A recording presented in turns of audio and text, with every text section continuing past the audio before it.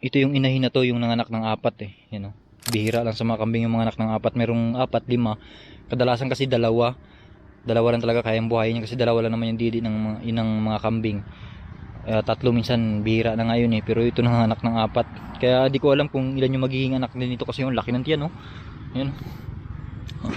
Butchugir. Yun yung anak nun oh, anak niya. Dumalaga na rin. At yun, ang taba nga ng kanyang didi oh. Yan, malapit na 'tong mga anak, siguro mga tatlo rin talaga 'tong magiging anak. Magandang inahin to kasi yun. Bihira talaga yung kambing na mga anak ng apat. Buhay naman yun yung naging anak nun. Nga lang yung isa doon immature, tapos yung isa nagkasakit. Bali dalawa yung nakasurvive lang talaga doon na nabuhay hanggang sa lumaki.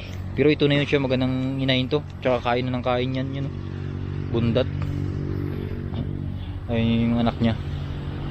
Ito sila. Yung iba papasok na rin sila kasi hapon na. Papasok na to sa kulungan nila. Yun o. Meme. Meme. Yan, magandang inahin to. Tsaka maamulan siya tapos kain na ng kain yan. Yan o. Hirap na siya maglakad o.